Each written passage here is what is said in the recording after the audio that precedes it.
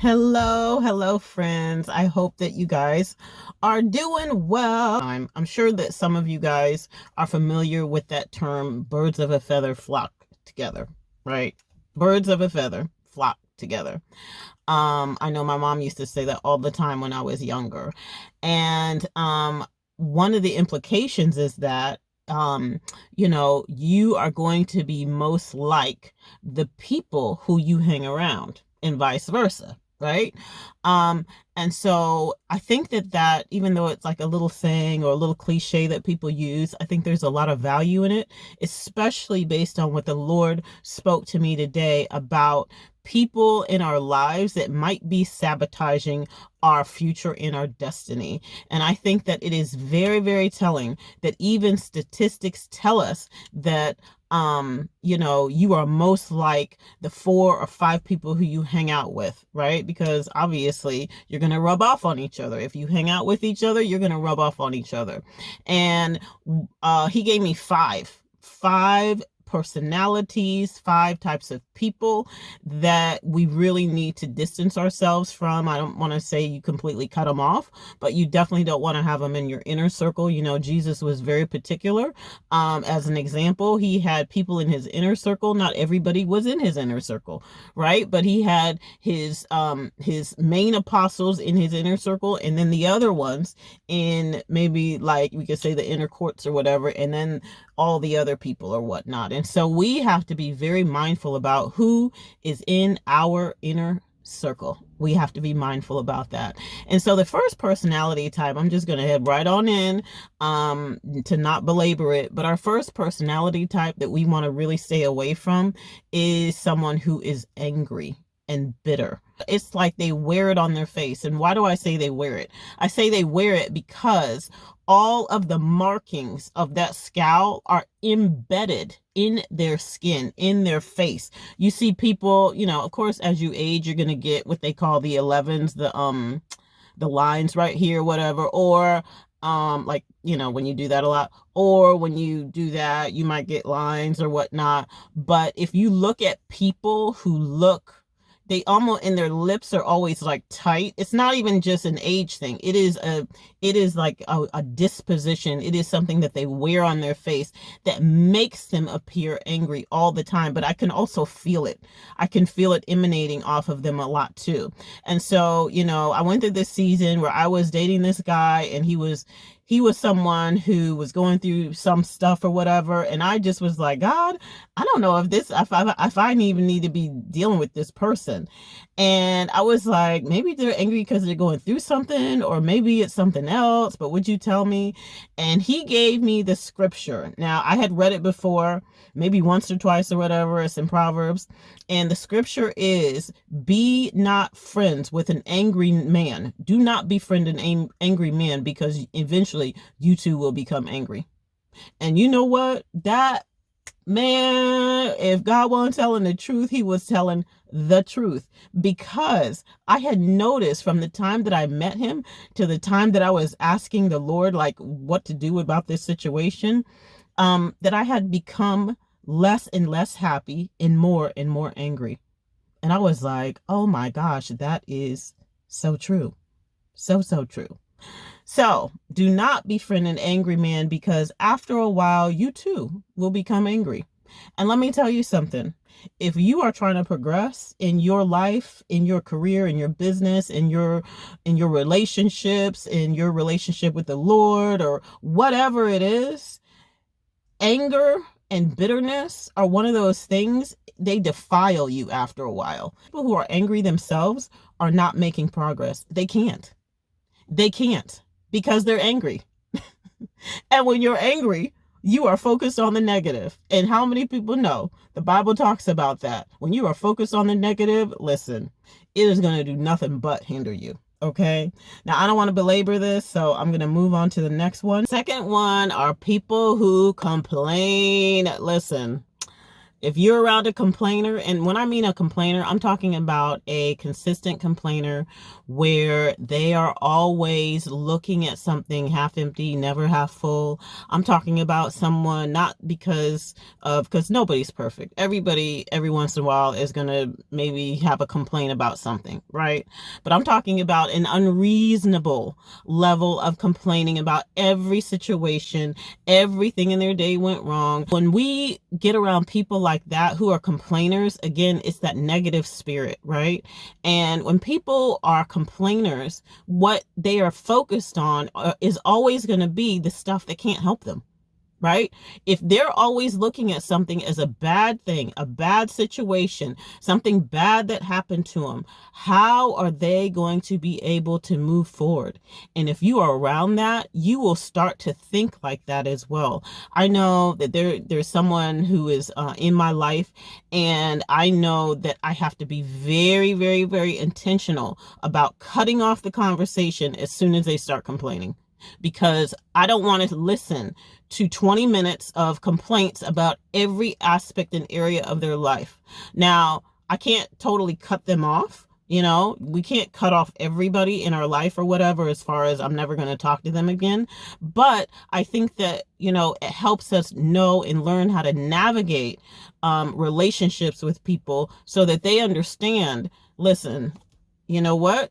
Once you start doing that, they start getting the point. Once they start complaining to a certain degree, then that, we got to disconnect or whatever. And I also limit the amount of time that I spend with people like that. Again, you can't get everybody out of your life. Like, say you work with somebody, or you have a boss or something like that, or you have a family member, maybe your sibling or whatnot. You're not going to just completely cut off all communication with them. You can't. Right? But you can manage it so that you are not communicating with them as much as you would other people who are going to be positive. Listen, the Bible gives us one of the most significant examples when it talks about the children of Israel, and how the children of Israel never came into their promised land because they complained. That's all they did. Complained about this, complained about that. They wanted to leave Egypt so that they could have the promises of God, but they complained the whole way there. And sometimes, I'm like, okay, Shannon, you're acting like the children of Israel. You need to stop complaining. But I need to be very, very intentional about that, and making sure that I'm managing the relationships of people around me who are also complaining. And so, if there is no other example or no other thing that you need to remember, the children of Israel never, ever, ever went into the promised land. They died in the desert because they complained. So remember that. You cannot be around people who are chronic complainers, because you will fall into suit. Remember, birds of a feather flock together, right? And you're going to become like whoever you're spending most of your time with. Okay, so that's number 2. So number 3 are gossipers. Gossipers. Let me tell you. Oh my goodness. When I looked at scripture, I was so shocked that there were so many scriptures on people who are gossiping. And depending on what version you read, of course, they're going to name it something different, because, when it was like KJV version, they didn't have that word, right? Gossipers, or that wasn't in their verbiage or whatnot. So, but there are so many scriptures about gossip. I could not believe it. Listen, a gossiper, somebody who gossips about others to you, you can be 100% sure that they are gossiping about you to others, because that is a trait that, if they are putting other people down or speaking negatively about one person, they'll do it about everybody. That's just how it works, right? You're not the special person that they're just not gossiping about, and they're not talking about you about. No, if they're doing it on one hand, they're doing it on the other hand, because gossip comes from a place of insecurity where they want to feel better by putting other people down. They want to feel better, by putting other people down, including you, if they have the opportunity. And so I want to read you a quick scripture about gossip that I found, which kind of, I would say, summarizes the whole thing. Gossiper will betray your secret, but a trustworthy person will always keep it covered. So that is what a gossiper will do. They will do anything possible to make you look bad, to give people the impression that you are bad. And, again, that is not the type of person that we want to be around that is going to really propel us forward. If anything, it's going to pull us back. And we don't have time for the negativity that gossipers bring into our lives, right? And so that is number 3. Number 4 is people who consistently compromise their values, compromise themselves, compromise what they believe. That is, listen, when you have people who are on both ends and you don't know, one day they're over here and their values over here and the other day they're over there. It's like, who is this person, right? You don't know who you're working with. And it reminds me of a scripture, James 1:8, and it says, a double-minded man is unstable in all their ways. And so you cannot progress in anything in life if you're ping-ponging around. And if you want to progress, being with somebody or spending a lot of time with somebody or befriending someone or being in a relationship with someone who's ping-ponging around, well, they're not going to go anywhere. So if they're not going to go anywhere, and all of that type of energy, and when I say energy, I'm not talking about new age energy. I'm talking about what their life is giving off, right? The fragrance of their life. If you're around all of that energy, then that is going to be something that is going to impact you. Right? Now, when you're around people who are focused, the opposite type, people who are focused, who know what their values are, who their yay is their yay and their nay is their nay. This is what I believe, no matter what anybody else says. People hopefully who are standing on the word. Those are the people who are going to be able to progress because they're not ping-ponging around. They're not ping-ponging around, right? Remember, James 1:8, a double-minded man is unstable in all his ways. Finally, number 5 are people who don't take responsibility for their life. I understand and I value the fact that sometimes we don't have control. A lot of times we don't have control, right? But people who don't want to take any responsibility for the current situation of their life are people who will never progress because it's always someone else's fault. And not only will they not progress because they can't see themselves as one of the players in keeping themselves hindered and keeping themselves from progressing and keeping themselves from moving forward, but they will also make sure that everybody else knows that, listen, I'm the victim. And when you're a victim, you cannot be a victor. It's either one or the other. If you are going to play the victim, that means that you are relinquishing all responsibility for your progress and your success. I want to say that again. If you are going to play the victim, you are relinquishing all responsibility for your progress and your success, which means you cannot be successful or victorious in any situation because it's always somebody else's fault. I knew this person. I'm not going to say how old they were, but they were old enough to be somebody's grandparent, right?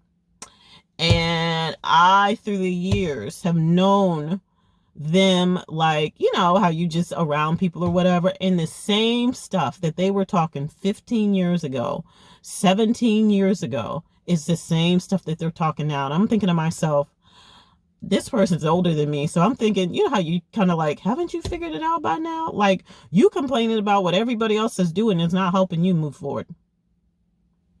And so hanging around people like that, again, those are the people, they're not going anywhere. They're going to pull you back because obviously, again, you're going to be like whoever you hang around. If you're going to be around all that negativity, then that's what you're going to have. But if you're around people who are positive, who are progressing, who are moving forward, who are making strides, who are going to see the glass half full instead of half empty, who are going to see the positive things in life, even though maybe for a season they've been dealt a bad hand. One of the scriptures that I looked up, it's Proverbs 28:13, and it says, whoever conceals their sin does not prosper.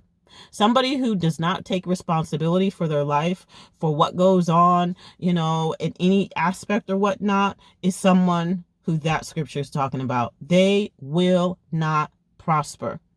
And that is not what you want to do with your life. You want to prosper. You want to progress. You want to move forward. You want to succeed in whatever you are looking at, whatever you are focused on. And so I wanted to share those 5 personality types, those 5 people groups that you really want to be leery of, having close relationships with. You're going somewhere. So go there and leave all the people and all the personalities that are not in that mindset yet, so that you can proceed and move forward. I hope this was helpful to someone. I will talk to y'all later. I hope you have a great day, and I'll see you on the next video. Bye.